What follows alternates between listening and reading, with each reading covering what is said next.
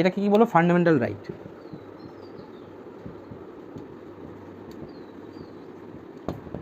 এটা আছে তোমার 12 থেকে 35 নম্বর আর্টিকেলের মধ্যে। আর কত নম্বর পার্টে আছে? 3 নম্বর পার্টে। এটা হচ্ছে ফান্ডামেন্টাল রাইট। তো ফান্ডামেন্টাল রাইটে 12 থেকে 35 নম্বর আর্টিকেলগুলোকে আবার ভাগ করা হয়েছে কয়েকটা।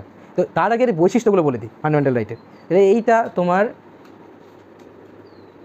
AVDC নামে এক ব্যক্তি একটা বই লিখেছিল, যাতে রুল অফ ল ওয়ার্ডটা বা এই নীতিটা কথা বলেছিল। কে? AVDC তার বইয়ে। তো এই রুল অফ লটাই পরবর্তীকালে ফান্ডামেন্টাল রাইট হিসেবে আমরা গ্রহণ করি। মানে অনেক মিল রয়েছে এই রুল অফ ল এর সাথে। আর একটা কি, ইউরোপে তখনকার সময়ে যে তখন তো রাজা শাসন চলতো, তাই না? তখন রাজা শাসনে এই মৌলিক অধিকার বলে একটা ওয়ার্ড ছিল, তারা নাম দিয়েছিল ম্যাগনা কাটা। শুনেছ হয়তো ম্যাগনা কাটা। এই ম্যাগনা কাটার নাম অনুসারে পরবর্তীকালে আমাদের ফান্ডামেন্টাল রাইটসটাকেও ম্যাগনা কাটা বলা হয়ে থাকে। মানে একে ফান্ডামেন্টাল রাইটসটাকে কী বলে? ম্যাগনা কাটা। তাহলে রুল অফ ল এর কথা কে বলেছিল? AVDC। আর এই ম্যাগনা কাটাটা কোথা থেকে এসেছিল বলো তো? ইউরোপ থেকে। আর মূলত ফান্ডামেন্টাল রাইটের যে আর্টিকেল, সেগুলো মূলত ধারণাগুলো নেওয়া হয়েছিল USA থেকে, আমেরিকা থেকে, ইউনাইটেড স্টেটস অফ আমেরিকা থেকে। তাহলে এই ফান্ডামেন্টাল রাইটস যখন তৈরি হয়, তখন এই ফান্ডামেন্টাল রাইটের সংখ্যা ছিল 7টা। কিন্তু পরবর্তীকালে এর মধ্যে থেকে একটা ফান্ডামেন্টাল রাইট বাদ দেওয়া হয়। কত সালে? 1978 সালে 44তম সংবিধান সংশোধনের মাধ্যমে যে জমির ওপরে অধিকার ছিল, ঠিক আছে, সেই অধিকারটা তুলে দেওয়া হয়, দিয়ে নিয়ে যাওয়া হয়। আচ্ছা, এটা কত নম্বরে ছিল? 31 নম্বরে ছিল। দিয়ে তুলে নিয়ে গিয়ে দেওয়া হয় 300A-তে। মানে তোমার জমির ওপর পাবলিক মানে জনসাধারণের যে একটা অধিকার ছিল, সেটা কিন্তু সরকার তুলে দিল। মৌলিক অধিকার মানে তোমার জমি তুমি ব্যবহার করবে, সরকার নিতে পারবে এমন না। সরকার চাইলেই, দরকার পড়লে তোমার কাছ থেকে জোর করে না হলেও প্রয়োজন অনুযায়ী তোমাকে বলে জমি নিতে পারে, মানে যথেষ্ট দাম দিয়ে তার। এবার ধরো কোনো জায়গায় রেল লাইন হবে, বুঝতে পারলে তো? এবার রেল লাইনের জমি তো সরকারকে নিতে হবে, তো সবাই জমি দিয়ে দিয়েছে, তুমি একা বাদ আছো। এবার সরকার তোমার জমিটা কিন্তু নিতে পারবে, কিন্তু সেটা ছিল না 1978 সালে। আগে জমি কিন্তু নিতে পারতো না, কারণ তখন মৌলিক অধিকার মানে কি? অধিকার দিতে বাধ্য সরকার, বুঝতে পারলে? অধিকার থেকে তোমাকে বঞ্চিত করতে পারবে না। সেই জন্য 1978 সালে সংবিধান সংশোধনের মাধ্যমে 31 নম্বরটা তুলে দেওয়া হয়। আচ্ছা, এবার যদি আসি এর বৈশিষ্ট্যগুলোতে, তো এর একটা মূল বৈশিষ্ট্য হলো এটা অ্যাবসলিউট না। অ্যাবসলিউট না মানে কি? অ্যাবসলিউট না মানে এমন না যে এটা মানে নিয়ন্ত্রণ করা যায় না, মানে একদম নির্দিষ্টই এমন না যে হলো এটার কোনো পরিবর্তন হবে না। এটার পরিবর্তন করা যায়, বুঝতে পারলে? তাহলে এটা নিয়ন্ত্রণ করা যায়। কে করবে? সরকার। সুবিধা মতো নিয়ন্ত্রণ করা যায়।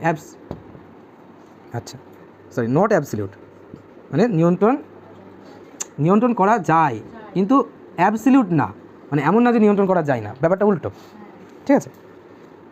আরেকটা কি? জাস্টিসিয়েবল। জাস্টিসিয়েবল মানে কি? জাস্টিস মানে কি? জাস্টিস আমরা কার কাছে পাই? সুপ্রিম কোর্ট, নাহলে হাইকোর্ট। তাহলে ধরো সরকার কোনো কারণে তোমার যে ফান্ডামেন্টাল রাইট সেটা তোমার থেকে কেড়ে নেওয়ার চেষ্টা করছে, বা কোনো কারণে ফান্ডামেন্টাল রাইট তোমার লঙ্ঘিত হচ্ছে, তখন তুমি কার কাছে যাবা? তখন তুমি সুপ্রিম কোর্ট বা হাইকোর্টের কাছে যেতে পারো। সুপ্রিম কোর্ট, হাইকোর্ট তোমার এই অধিকার লঙ্ঘন করতে দেবে না। মানে এটা হলো জাস্টিসিয়েবল, মানে তোমার সাথে ন্যায় হবে, এটা বোঝাচ্ছে। এটা কি অ্যামেন্ড করা যায়? দেখো তো, অ্যামেন্ড করা গিয়েছে? অ্যামেন্ড হয়েছে তো 1978 সালে 40তম সংবিধান সংশোধনে অ্যামেন্ড করা গেছে। তার মানে ফান্ডামেন্টাল রাইট অ্যামেন্ড করা যায়, তাহলে সংশোধনযোগ্য এটা। আচ্ছা, কত নম্বর আর্টিকেলের মাধ্যমে সব সংশোধন হয়? 368 নম্বর আর্টিকেলের মাধ্যমে।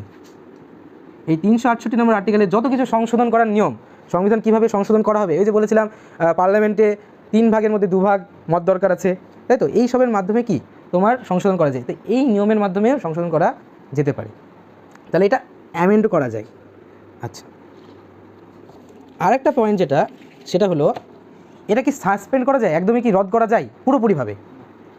দেখো, একবার কিন্তু হয়েছিল এটা। কখন? এটা কিন্তু সাসপেন্ড করা যায়, পুরোপুরি না হলেও আংশিকভাবে সাসপেন্ড করা যায়। মানে নির্দিষ্ট সময়ের জন্য, অল্প সময়ের জন্য, একদমই না একবারই যে সাসপেন্ড করে দিলাম তা না। কীভাবে করা যায়? তোমার হচ্ছে ধরো কোনো কারণে একটা এমার্জেন্সি সিচুয়েশন হলো, জরুরিকালীন সমস্যা হলো, যুদ্ধ বা বাইরে থেকে কোনো মানে শত্রুপক্ষ আক্রমণ করলো, তখন সরকার চাইলেই সাধারণ নাগরিকদের যে মৌলিক অধিকার সেগুলো কেড়ে নিতে পারে। কোন কোন বাদে? 20 নম্বর ও 21 নম্বর আর্টিকেল বাদে। এগুলো আমরা পরে আলোচনা করবো বিস্তারিতভাবে যে 20 নম্বর 21 নম্বর কী বলছে। যেমন আমরা উদাহরণ দিই, তোমার সব স্বাধীনতা কেড়ে নেওয়া হয়েছে, তোমাকে বাড়িতে বেরোতে দেওয়া হচ্ছে না, একসাথে অনেকজনকে বসতে দেওয়া হচ্ছে না, তাই বলে কি তোমার জীবনের অধিকার কেড়ে নিতে পারবে না? সেটাই এখানে বলা হচ্ছে। বা তোমার সাথে যা ব্যবহার করা হবে একজনের সাথে আলাদা ব্যবহার করা হবে, এটাও কিন্তু কেড়ে নিতে পারবে না। মানে সমান অধিকার তো দিতেই হবে, তার সাথে কী করতে হবে? তোমার জীবনের অধিকার তাকে দিতে হবে। এই আর্টিকেলে আমরা পরে আসবো বিস্তারিতভাবে। তাহলে এটা কি নয়? অ্যাবসলিউট নয়, জাস্টিসিয়েবল, আবার কি অ্যামেন্ড করা যায়, অ্যামেন্ডেবল, আবার সাসপেন্ডও করা যায়। আবার এই নিয়মগুলো জানো তো, এই ফান্ডামেন্টাল রাইট কার এগেনস্টে? সরকারের এগেনস্টে। ভালো করে দেখো, সরকার তোমাকে এমন যে ওকে অধিকার দিল তোমাকে দিল না, সমান অধিকার না দিয়ে থাকতে পারবে সরকার? পারবে না। তাহলে সরকারের এটা বিপক্ষে যাচ্ছে, মানে সরকার চাইলেই তোমার সাথে যা ইচ্ছা তাই করতে পারবে না, তোমাকে সমান অধিকার দিতে হবে, তোমাকে মানে চাকরি দেওয়ার ক্ষেত্রে তোমাকে বিভেদ করতে পারে না। কিন্তু একটা জিনিস করতে পারে, সেটা হচ্ছে কি রিজার্ভেশন, মানে যেটা কি করছে আমাদের রিজার্ভ করছে, যে ওবিসি বা এসসি এসটি কাস্ট সিস্টেমের মাধ্যমে যে উপজাতি জাতির মাধ্যমে এগুলো রিজার্ভ করতে পারে। কিন্তু এটা কি পজিটিভ ডিসক্রিমিনেশনের মধ্যে পড়ছে? এটাও কি ডিসক্রিমিনেশন এক ধরনের? আমি বলবো যে তাহলে তো বিভেদ তো হচ্ছেই, কিন্তু এটা পজিটিভ অনুযায়ী। কেন? দুটো দেখো, যারা এগিয়ে আছে তারা তো অলরেডি এগিয়ে আছে, কিছু যারা উপজাতি আছে তারা পিছিয়ে আছে, তাদের কি দরকার? এগিয়ে আনা দরকার। এবার তাদেরকে যদি রিজার্ভেশন না দেয় সরকার, তাহলে তারা কোনোদিনই এগিয়ে আসতে পারবে না, তাহলে রিজার্ভেশনও দরকার। এবার একটা জিনিস কী হয় বলো তো, এইখানে একটা জিনিস হয়, যাদের রিজার্ভেশন পাচ্ছে তারা বলে না রিজার্ভেশন ঠিক, আর যারা রিজার্ভেশন পাচ্ছে না তারা কী বলবে? রিজার্ভেশন ঠিক নয়, তাই তো? কিন্তু রিজার্ভেশন ঠিক নয় তাদেরকে বুঝতে হবে যে যাদের রিজার্ভেশন দেওয়া হচ্ছে তাদের কিসের ভিত্তিতে দেওয়া হচ্ছে, কারণ তারা তো অলরেডি পিছিয়ে আছে, তাদেরকে এগিয়ে নিয়ে আসার জন্য রিজার্ভেশন দিচ্ছে। যতদিন কাস্ট সিস্টেম থাকবে ততদিন কিন্তু রিজার্ভেশন থাকবে। সবাই যখন মনে করবে, যারা উঁচু জাতির তারা মনে করবে যে সবাই সমান, সেদিন কিন্তু এই কাস্ট সিস্টেমও উঠে যাবে, রিজার্ভেশনও উঠে যাবে। তাহলে এই ক্ষেত্রে তাহলে এগেইনস্ট স্টেট, এই আইনটা কি সরকারের রাজ্যের বিরুদ্ধে। আচ্ছা, তাহলে এইটা ছিল বৈশিষ্ট্য, বুঝতে পারলে? তো এই বৈশিষ্ট্যগুলো থেকে অনেকগুলো কোয়েশ্চেন হয়, যেমন তোমার হচ্ছে এটা কোথায় থেকে নেওয়া হয়েছে, এর ধারণা ইউএসএ থেকে নেওয়া হয়েছে। আবার রুল অফ ল, এই ধারণা কে দিয়েছেন? এভিডিসি। তোমার আমাদের ফান্ডামেন্টাল রাইট ক্যারেক্টার কী নামে ডাকা হয়? ম্যাগনা কার্টা। কততম সংবিধান সংশোধনের মাধ্যমে যে জমির ওপর অধিকার সেটা বাদ দিয়ে দেওয়া হয়? কত নম্বর? 44তম সংশোধনের মাধ্যমে 1978 সালে। কত নম্বর আর্টিকেলে ছিল ওটা? 30তম আর্টিকেলে ছিল। আর এই বৈশিষ্ট্যগুলো আসবে না, ঠিক আছে? এই বৈশিষ্ট্যগুলো ডাইরেক্ট দেবে না, এগুলো জানা থাকলে পরের জিনিসগুলো তোমরা বুঝতে পারবে যে ব্যাপারগুলো কী।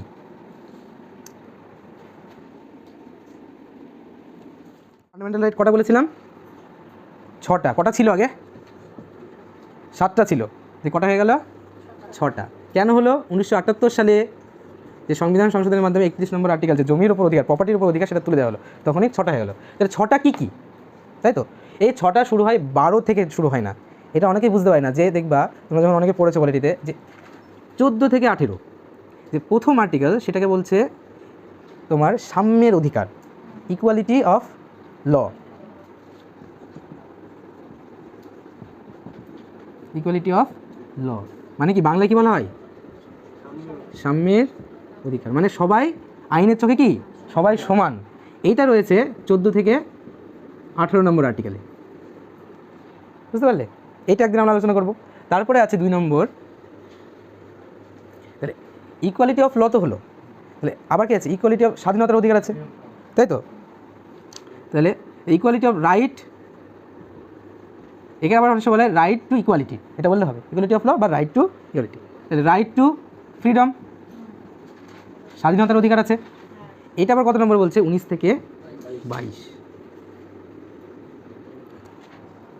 এটা কি বলছে?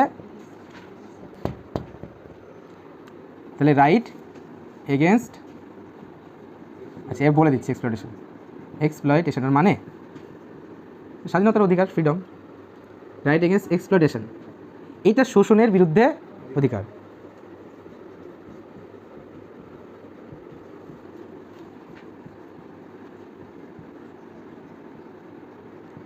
এটা কত নম্বর থেকে কত নম্বর? 23 থেকে 24, 23 আর 24। 4 নম্বর বলছে ফ্রিডম, ওই রিলিজনেরটা, right to freedom of religion. এটা 25 থেকে 28 নম্বর আর্টিকেলে বলছে। তাহলে ধর্মের স্বাধীনতা, ধর্মের স্বাধীনতা বলতে কী বোঝাচ্ছে? যে কোনো ধর্মের মানুষ স্বাধীনভাবে তাদের ধর্ম পালন করতে পারবে, বুঝতে পারলে, বা প্রচার করতে পারবে, ধর্ম প্রচারও স্বাধীনভাবে করতে পারবে। আচ্ছা, আরেকটা জিনিস কি, আমাদের দেশের শিক্ষার অধিকার রয়েছে, আবার যে কোনো মানুষ যে কোনো সংস্কৃতিতে পালন করতে পারে। তাহলে কালচারাল অ্যান্ড এডুকেশনাল রাইটস,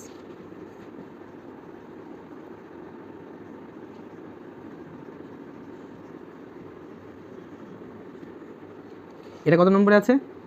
এটা 29 থেকে 30, 29 আর 30। আচ্ছা, 6 নম্বরে ছিল এই রাইট টু প্রপার্টি, ঠিক আছে, মানে তোমার সম্পত্তির অধিকার। ওইটা কী করে দেওয়া হয়? 1978 সালে তুলে দেওয়া হয় 40তম সংবিধান সংশোধনের মাধ্যমে। এটা 6-এ ছিল ওটা। দিয়ে পরে 6 নম্বরে কে চলে আসে? যে কালচারাল, এরকম লিখেছে তো, কালচারাল লিখে, এটা মান লিখে নাও, সাংস্কৃতিক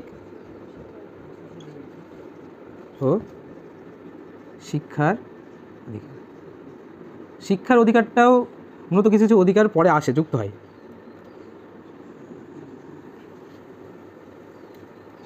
6 নম্বর হলো রাইট টু কনস্টিটিউশনাল রেমেডিস, বুঝতে পারলে?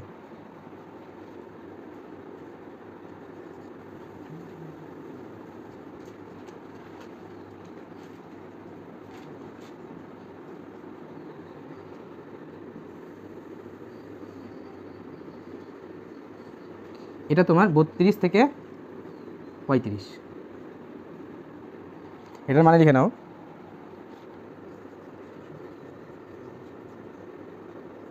শাসনতান্ত্রিক প্রতিবিধানের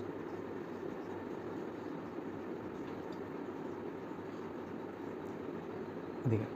এবার কি বলতো, এই 6টা নিয়ম একদিনে করা সম্ভব না, এর পুরো ব্যাখ্যা রয়েছে প্রত্যেকটা পার্টের। যেমন সাম্যের অধিকারের ব্যাখ্যা রয়েছে, রাইট টু ফ্রিডম স্বাধীনতার অধিকারের ব্যাখ্যা রয়েছে, রাইট এগেনস্ট এক্সপ্লয়টেশনের ব্যাখ্যা রয়েছে, তারপরে ধর্মের স্বাধীনতার ব্যাখ্যা রয়েছে, সাংস্কৃতিক শিক্ষা অধিকারের ব্যাখ্যা রয়েছে, শাসনতান্ত্রিক প্রতিবিধানের ব্যাখ্যা রয়েছে। তো এইগুলো আসার আগেই দেখো এখানে দুটো বাদ চলে যাচ্ছে। কে কে? 12 আর 13। আজকে এই 12 আর 13 নম্বর আর্টিকেলে আলোচনা করবো, বুঝতে পারলে? আচ্ছা, এগুলো নোট করে নিতে পারো, খুব ভাইটাল। ফান্ডামেন্টাল রাইটস থেকে প্রচুর কোশ্চেন আসে, ফান্ডামেন্টাল রাইটস থেকে শুরু করে তোমার সংবিধান সংশোধন, এই দুটো জিনিসের উপরে কোয়েশ্চেন বেশি হবে। যে কত নম্বর আর্টিকেল, প্রত্যেকটা আর্টিকেল তোমাকে জেনে রাখতে হবে কত নম্বরে কী বলছে, খুব ভাইটাল এগুলো। যেমন তোমাদের বলছেন সিটিজেন হিসেবে আর্টিকেল মনে না রাখলেও চলবে, কিন্তু এগুলোতে মনে রাখতেই হবে, এতটাই ভাইটাল। প্রচুর রিপিট হয় এখান থেকে কোয়েশ্চেন।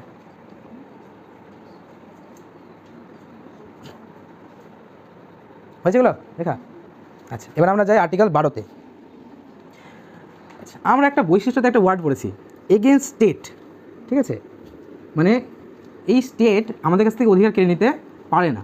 তো 12 নম্বর আর্টিকেল বলছে এই স্টেটগুলো কারা, মানে 12 নম্বর আর্টিকেলে বলছে এই স্টেটের ডেফিনেশন দিচ্ছে, ডেফিনেশন অফ স্টেট। আচ্ছা, আমরা মূলত কী জানি? স্টেট মানে রাজ্য, কিন্তু এইখানে এই স্টেট মানে 3 রকমের জিনিসকে বোঝাচ্ছে। কী কী? সেন্ট্রালে কি আছে? প্রধানমন্ত্রী, যেটা সেন্ট্রালও বোঝাবে, আবার স্টেটও বোঝাবে, নর্মাল স্টেট, আবার লোকাল গভর্নমেন্ট, মেন আসছে লোকাল গভর্নমেন্ট, এই লোকাল গভর্নমেন্টকেও স্টেট বলছে। তো সংবিধানের এটা একটা মূল বৈশিষ্ট্য, এর যে ওয়ার্ড, এর মানে বাস্তব জীবনের যে মানে তার সাথে মিলবে এমন কোনো মানে নেই, তার আলাদা ব্যাখ্যা রয়েছে সংবিধানে। সেন্ট্রাল, স্টেট আর লোকাল গভর্নমেন্ট কার মধ্যে পড়ছে? স্টেটের আন্ডারে পড়ছে। তো সেন্ট্রাল আমরা বুঝতে পারলাম কে, স্টেটও বুঝতে পারলাম কে, তো লোকাল গভর্নমেন্ট কারা? এই লোকাল গভর্নমেন্ট যখন আসবো তখন আসবে পঞ্চায়েত। গ্রামে কি থাকে? পঞ্চায়েত। এই যে এই পঞ্চায়েতটা কি জানো তো, এটাও কিন্তু এই যে টোটাল আমাদের যে সিস্টেম না, একদম সেন্ট্রাল থেকে মানে গ্রাউন্ড লেভেল, এও একটা সরকার। দেখবা গ্রামে কিছু একটা ঘটলে সেটা এই পঞ্চায়েতের মাধ্যমেই মীমাংসা করা হয়, মেম্বার বা প্রধানের মাধ্যমে মীমাংসা করা, সঙ্গে সঙ্গে এই থানায় বা জুডিশিয়াল সিস্টেমের কাছে যাওয়া হয় না, কিন্তু এই একটা সরকারের মতো কাজ করে। হ্যাঁ, কে মিনি গভর্নমেন্ট বলা হয়। তাহলে ভিলেজ পঞ্চায়েত, শহরে গেলে তো পঞ্চায়েত থাকে না, মানে কি থাকে? মিউনিসিপ্যালিটিস।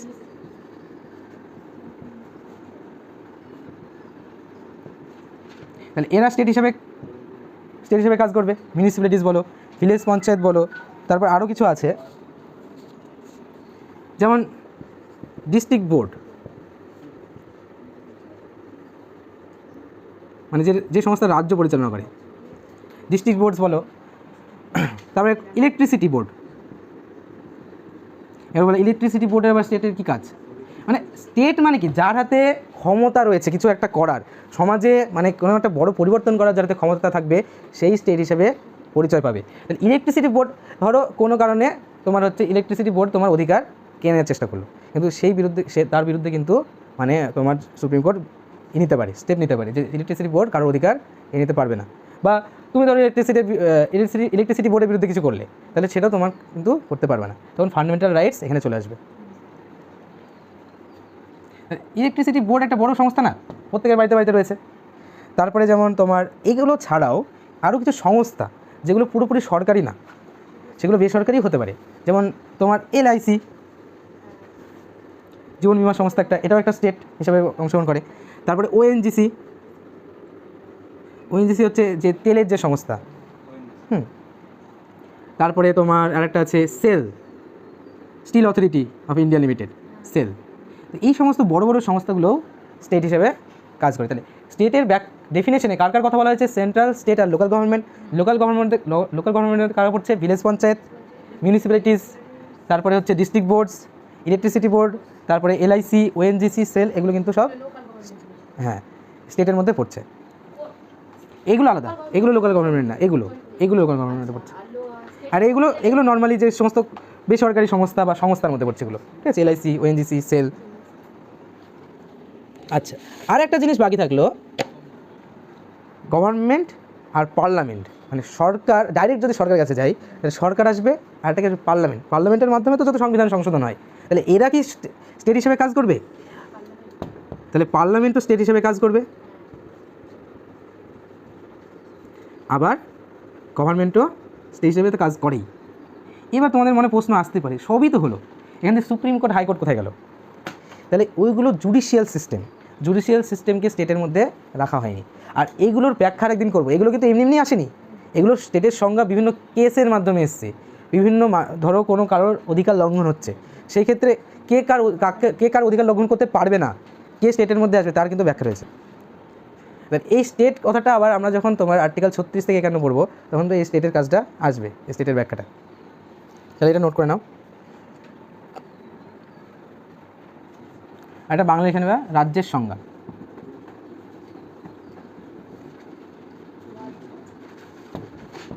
রাজ্যের সংজ্ঞা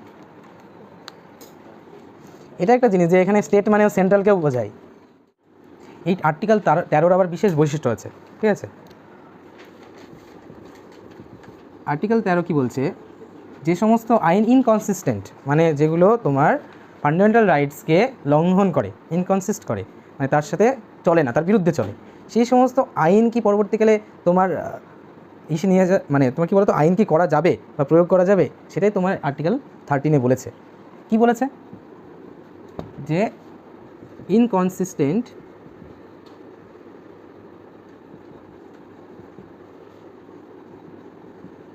with or in derogation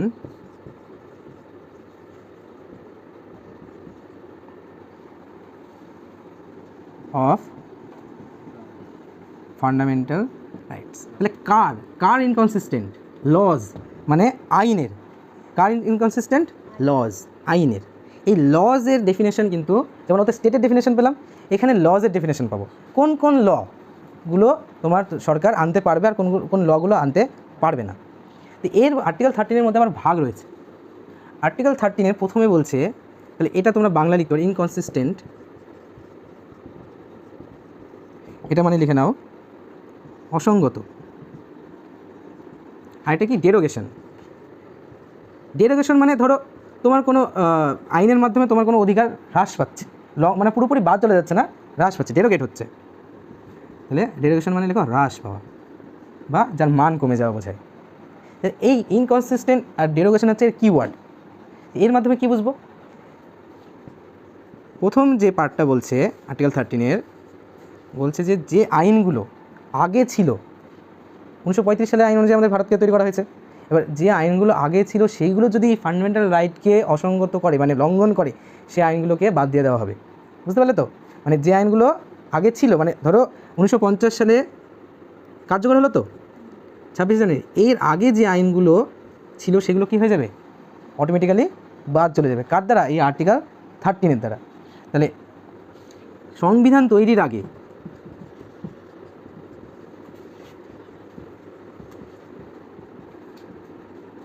কোনো আইন কাকে লঙ্ঘন করবে? মৌলিক অধিকারকে।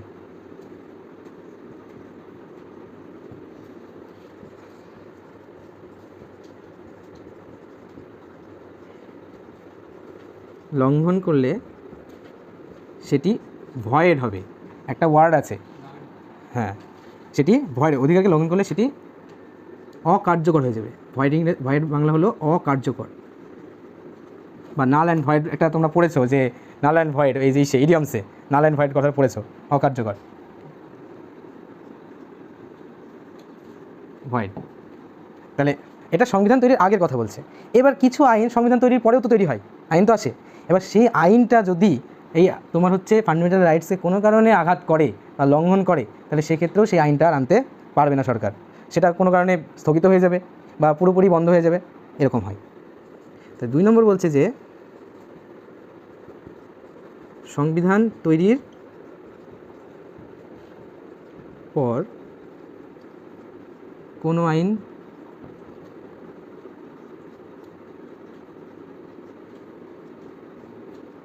মৌলিক অধিকারকে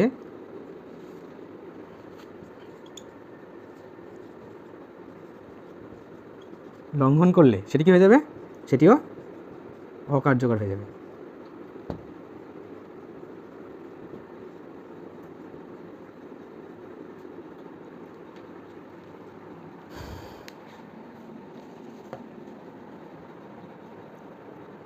আচ্ছা, এইগুলো, এই লগুলো অনেক রকমের হয়, ঠিক আছে, বিভিন্নভাবে ল আসে। যেমন অর্ডিন্যান্সের মাধ্যমে ল আসে পার্লামেন্টে, ঠিক আছে। তারপর তোমার অর্ডারের মাধ্যমে আসে, অর্ডার বাই ল, এগুলো বলছি আমি কি জিনিস। যেমন রুল অফ ল, রেগুলেশনের মাধ্যমে আসে। যেমন রেগুলেশন কোনগুলো? যেগুলো আমাদের কী করে? রেগুলেট করে, নিয়ন্ত্রণ করে। এই সমস্ত কিছু কিসের মধ্যে পড়বে? এই আইনের মধ্যে। তাহলে কটা ক্লজ আছে এর মধ্যে? একটা, দুটো, মোটামুটি মোট 4টে ক্লজ আছে এর মধ্যে। আবার বুঝতে পারলে? যেমন আর্টিকেল 12-এ কোনো ক্লজ ছিল না, একটা ক্লজের মধ্যে সব কিছু ব্যাখ্যা করা ছিল। এর মধ্যে 4টে ক্লজ। আবার 3 নম্বর ক্লজে বলছে, 3 নম্বর ভাগে বলছে যে তোমার বাই অর্ডার, অর্ডিন্যান্স, রেগুলেশন,